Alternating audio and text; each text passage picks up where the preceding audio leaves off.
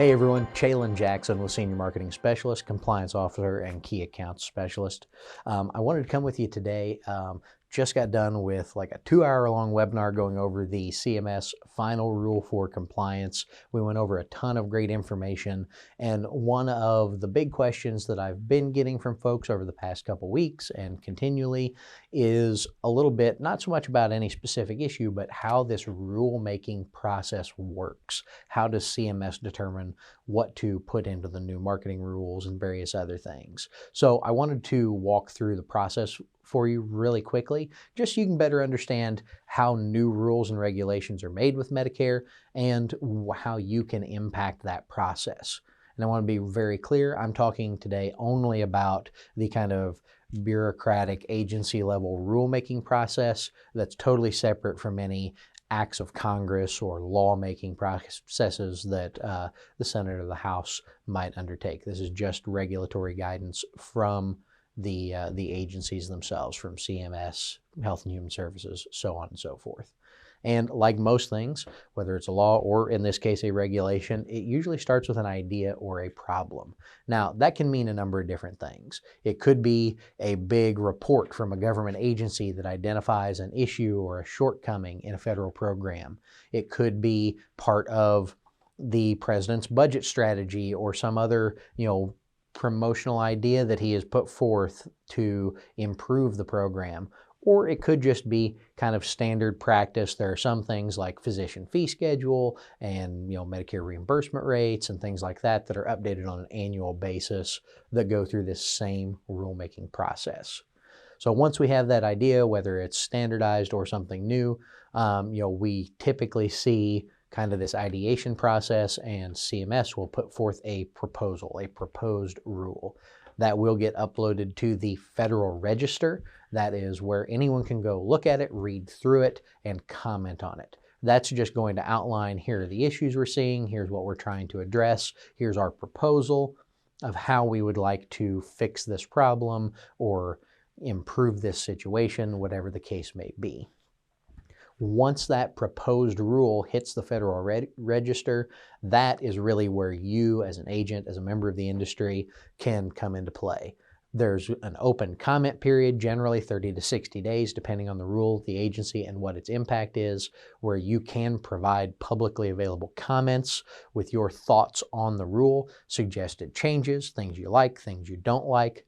Absolutely recommend joining trade associations, working with your carrier reps, working with anybody that has a voice to make sure that you're putting your best foot forward, having well thought out comments and feedback for the agency, and coming up with real solutions and alternatives if you don't like what has been proposed.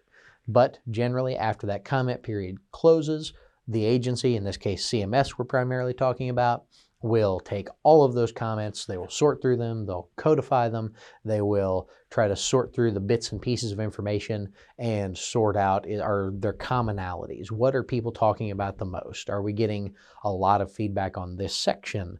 Is it good? Is it bad? Are there common threads and alternatives people are proposing or common concerns that we should address? That process can take anywhere from a couple months up to a year, depending on the nature of the rule, or CMS may choose to abandon a rule entirely.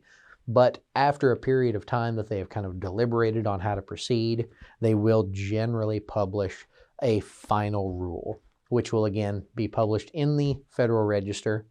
And typically it will hit what's called public inspection first, where the kind of rough draft is published. It's going to contain a lot of those feedbacks and responses and how CMS reacted to those, some of the proposals they've made to change things.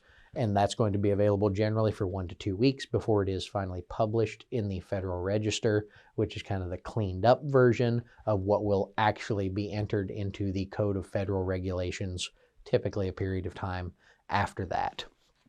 And it may seem like that's kind of the end-all be-all. That's the end of the story. We have new regulations.